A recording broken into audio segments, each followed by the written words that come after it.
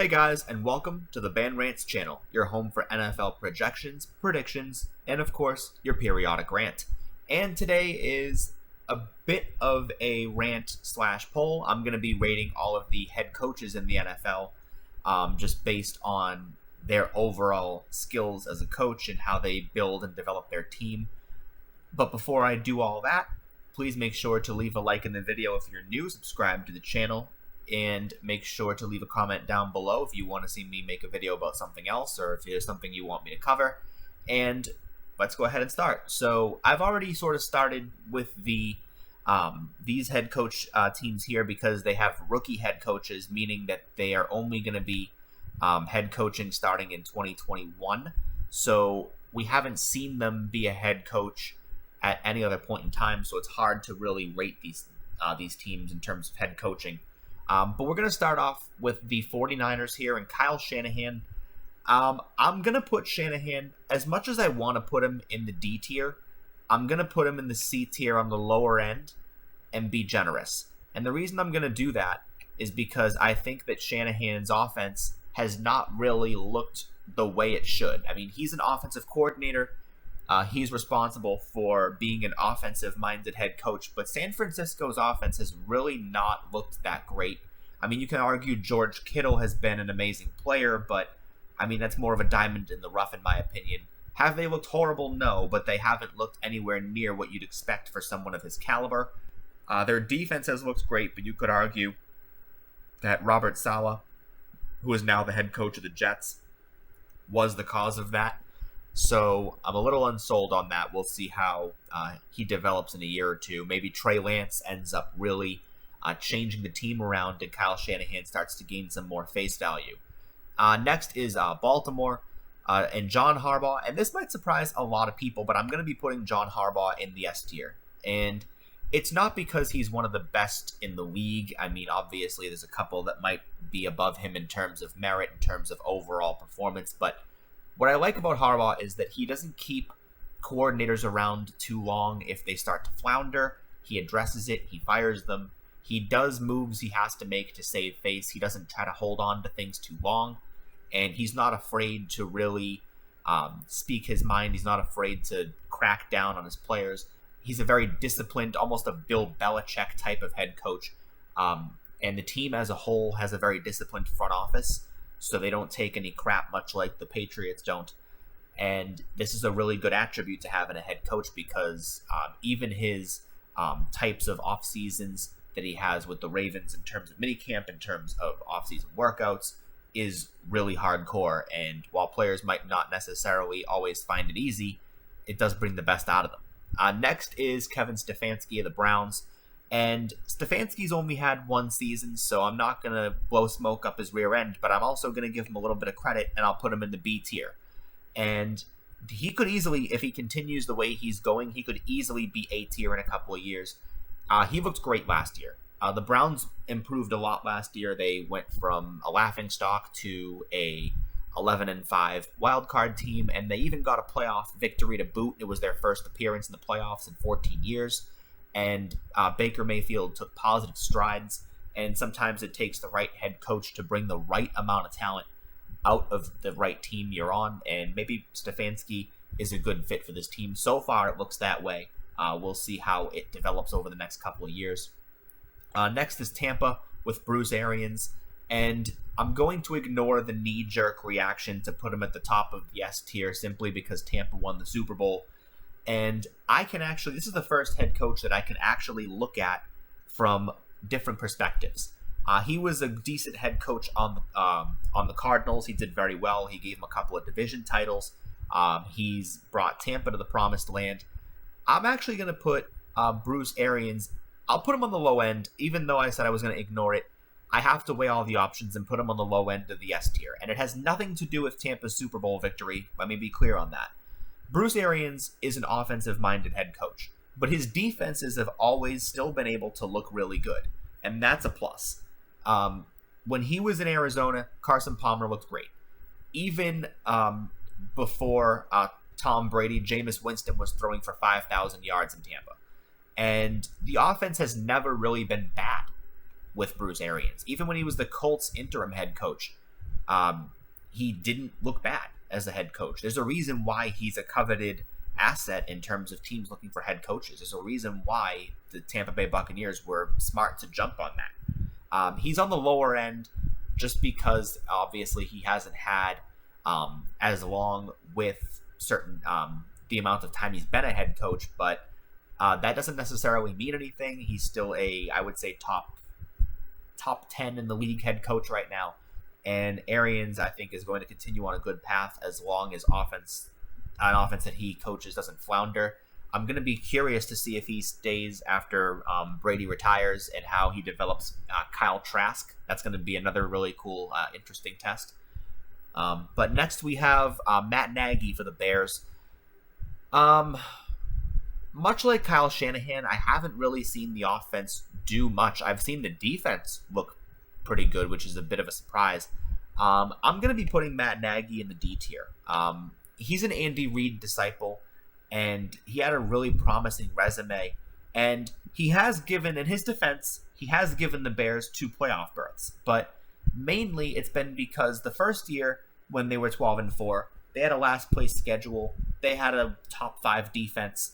And last year, when they were 8-8, they got absolutely demolished by the Saints in the playoffs. They looked like a team that didn't fit.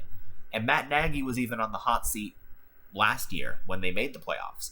So he's not exactly delivering in Chicago the way he should. Is he a total failure? No, because the Bears never had a losing record under him.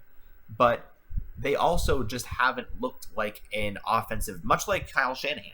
They haven't really looked like an offensive juggernaut. I give Shanahan a little bit more slack because at least San Francisco at one point were on top of the conference. The Bears were never on top of the conference with Matt Nagy. Next, we have Mike Zimmer. He is a defensive-minded head coach, the Minnesota Vikings. I'm going to put him in the B tier with Stefanski. He's never been amazing, but he's never been terrible. Minnesota, their defense always plays tough for him, and their offense is actually starting to take shape in a different kind of way. I mean, obviously, I'm curious as to what's going to happen now with Gary Kubiak no longer there. I'm very curious to see what happens with that. I think he's gone. Anyway, I have to check that. But either way, Minnesota, are they a bad team? No. Is their head coach bad? No. I wouldn't say that they're amazing. I wouldn't compare him to a Bill Belichick or an Andy Reid or a Bruce Arians, John Harbaugh coach. But Mike Zimmer, he does keep a team united. He keeps the locker room united. And his defense has really a lot of grit behind them. And he brought that over from Cincinnati, which is actually the next team on my list, the Cincinnati Bengals. And their head coach is Zach Taylor. Bengals are going in the F tier. Zach Taylor, this guy is awful. He's a quarterbacks coach that was brought over from the Rams. Complete disaster. Cincinnati was already on the decline towards the end of Marvin Lewis's time there. And they've looked even worse with Zach Taylor. Not only have they been bad, they've regressed. And I think they're trying to keep him around to see how he grows with Joe Burrow. I think that's really not the best plan. I think they can find a better offensive-minded head coach in the league. I don't think that this is really the smartest strategy if you're the Bengals and you're in a division that's getting tougher. You see Cleveland improving. You see Pittsburgh still staying strong on defense. You see Baltimore improving. And this is not the best idea. I mean, could it help Burrow be a more coordinated passer? Yes, but it's not going to help you grow as a team. Next, you have Mike McCarthy for the Dallas Cowboys. McCarthy was also the Packers head coach, as a lot of people know, before he was in Dallas, and then he took a year off after he got fired from Green Bay. Then he came back last year. It's really unfair to base Mike McCarthy's performance last year because Dallas got hit with the injury bug. Dak Prescott got injured. So it's not really fair to penalize him totally for that. And the entire NFC East last year was an absolute dumpster fire. So I'm going to go ahead and I'll put him in the C tier right above Shanahan. I'll give him a little bit of slack because of the Super Bowl ring. But right now, McCarthy, you could argue that he got a lot of credit for what Aaron Rodgers was able to do for the team. And McCarthy was really a controversial head coach because Aaron Rodgers was not really crazy about working with him. But maybe that changes with Dak Prescott. Maybe they have a better rapport. Maybe Dallas starts to look a little bit better. I mean, the NFC East is a really easy division to overtake. So if McCarthy doesn't really thrive here with a roster at full strength, something's up. Next, we have Indianapolis, Frank Reich. I'm actually going to be putting Frank Reich in the high end of the B tier, possibly low end of the A tier, depending on what he does this year with Carson Wentz. Frank Reich is a quarterback guru. He's probably the first or second one on this list that I've really done that I can actually comfortably say is a quarterback guru. You could make arguments for Stefanski. You could make arguments for Matt Nagy. But Frank Reich has proven that he can really work with quarterbacks and bring the best out of them. He brought the Colts to the postseason last year with Phillip Rivers. And he and Carson Wentz had his MVP type of season before he tore his ACL and got hurt. But they still ended up winning the Super Bowl that year. They won it all with Philadelphia. And Frank Reich, I think now that he's reunited with Carson Wentz, we're going to really find out if Carson Wentz has any type of that former player still in him. But Reich is still a good quarterbacks coach regardless. He looked good with Andrew Luck. He looked good with Phillip Rivers. And I think if he looks good with Carson Wentz again, that he belongs in the A tier. Next, we have Mike Vrabel, from the Tennessee Titans. Easily an A tier head coach. Mike Vrabel has been amazing as a head coach, and you could argue that he belongs in the low end of the S tier. Not quite yet. He's going to get there, and I think that if he continues to improve the way he is, he'll be there. My one criticism of him is that as good as the offense has looked, I feel like Arthur Smith really deserves more of the credit for that. But with him being the head coach of Atlanta, if the offense continues to look and perform at a high level, then Mike Vrabel deserves to be in the S tier because he had the task of replacing Arthur Smith with a different offensive coordinator. And if they continue to improve and grow, then he belongs in the S tier with the rest of these head coaches up there. Next is Sean McVay from the Rams. And McVay, as tempting as it is to leave him in the A tier, I'm putting him in the S tier. And the reason I'm putting him in the S tier, I'll put him right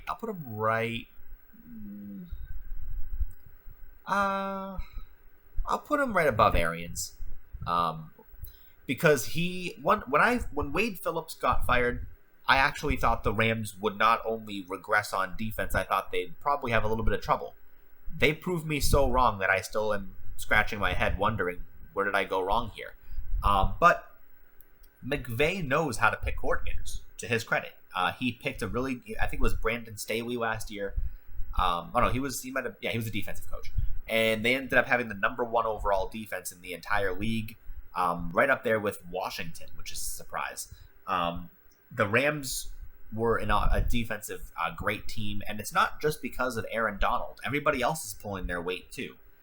And as much as I can't give the head coach all the credit for picking a coordinator, I have to acknowledge it.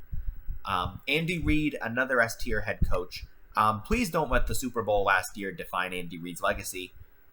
He's still a talented head coach. He has, even though Philadelphia, he didn't have every single moment be amazing, he's had a couple of great moments there. He's had a few playoff berths and championship berths with the Philadelphia Eagles and a Super Bowl berth to boot. But he has really improved a lot in Kansas City, if that was even possible. He has really continued to let the offense grow. Even before Patrick Mahomes, the Chiefs never had a losing record with Andy Reid. Alex Smith looked great. The team itself was at a high level of morale. Andy Reid knows how to really, much like Harbaugh, much like Arians or Vrabel or a lot of these head coaches that are higher up, they know how to appeal to a locker room and keep the locker room united. Andy Reid is the same thing. Next on this list is Sean Payton. And Sean Payton I'm going to be putting in the A tier right above Vrabel because I haven't seen Sean Payton without Drew Brees. And this year we're going to get a taste of that. And if the Saints do bad, I'm not going to be too hard on Sean Payton because Sean Payton, of course, asking a team to replace a Super Bowl MVP is not an easy thing to do, if even possible. And no one's going to take Drew Brees' place in New Orleans for quite a while at his level. But Sean Payton is a quarterback's coach, so I am going to hold him to a little bit of a higher standard in terms of grooming a replacement. He won't necessarily find an exact, if not better, replacement. He won't do that. But he should at least have somebody that can be in the top half of the offense in terms of quarterbacks in the league, in terms of his background. Next, the Dolphins, Brian Flores. I'm a little unsold on Brian Flores, not necessarily because I think he's bad, but not because I think that he's good either. I think he's a decent, fair weather head coach. I'm going to put him in the C tier right at the top. The Dolphins improved a lot this year, but you could argue last place schedules had something to do with that. And I'm going to be curious to see what ends up happening with him this year. With Tua starting from day one, I want to see how the offense grows. New York, Joe Judge, they looked awful last year. I'm going to probably put him in the low end of the D tier because they are going to get some new weapons this year. He's a wide receivers coach. I'm not exactly sure why they brought him in. The Giants' wide receivers were not a point of strength last year. This year, it's a little bit different.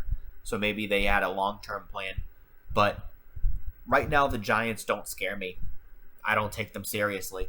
And that could change. Daniel Jones could really grow with these wide receivers, and he could become, maybe the top quarterback in the entire NFC East, which is really not that big of an accomplishment because the NFC East is not really scaring anybody right now. But if Joe Judge continues to make this team better in terms of offense, he could move up a couple of spots here. Next, Mike Tomlin. I'm also going to put Mike Tomlin, this might surprise people, in the S tier, right above. I'm actually going to put him above McVay and Arians because Mike Tomlin has never had a losing record at any point in time. Neither has McVay, but McVay hasn't been a head coach nearly as long. And Mike Tomlin's been a head coach in Pittsburgh, I think, for the last 14 years. I think he took over right after Bill Cowher retired. And he has 2 AFC titles, a Super Bowl championship, and he's never had any lower than 8 wins, which I think is really remarkable within that time span. I mean, even Bill Belichick doesn't have that. And Bill Belichick had almost 20 years of victories, but he's never had, even in New England before Brady got there, he had a losing record. So that's a really impressive feat to have. And for a while, Harbaugh had that too. And the reason Harbaugh is ahead of Tomlin is because of the growth the Ravens have been doing the last couple of years. Next, we have Vic Fangio from Denver. In terms of being a head coach, he's probably going to be in the D tier, right in the middle of Nagy and in the middle of Joe Judge. He hasn't really looked great, but he hasn't looked as bad as a lot of these head coaches have. I think last year they regressed in terms of offense, and Von Miller, I think, got injured or opted out or something happened. But Denver as a whole, they have a lot of room to grow, and I think that once they solve their quarterback problem, I think that they're going to have a much higher ceiling. But unfortunately, I think Vic Fangio is going to take the blame if the quarterback situation doesn't get resolved, which I think is unfair, but it is how it is. Next, we have the Packers, Matt LaFleur. I'm putting him on the low end of the A tier. Matt LaFleur has shined in his past. This is his 3rd season with the Packers, and I'm really against putting head coaches up there that soon, but Matt LaFleur has shined. He's won the division both years. He's been in the NFC Championship game both years. As a matter of fact, he didn't win either one, but he hosted last year's, and I think the Packers are probably going to win one more championship, at least with Aaron Rodgers if he stays. If not, I think LaFleur might have a bit of a bigger task in finding a new quarterback. If it is Jordan Love, we'll see. But I think if Rodgers stays, they have one more Super Bowl berth in them. We'll find out. Next, Carolina. Matt Rule's only been around for 1 year. It's not fair to much like Mike McCarthy, and actually different because he hasn't been on any other team. It's not fair to really rate him high or low. So I'll put him in the C tier right under him and probably right before Shanahan. Next is the Raiders with John Gruden. The Raiders with John Gruden, at first, they didn't look that great. but they've steadily improved every year. I'm going to put them on the low end of the I'll put him right before Zimmer in the B tier, because overall, John Gruden is not a bad coach.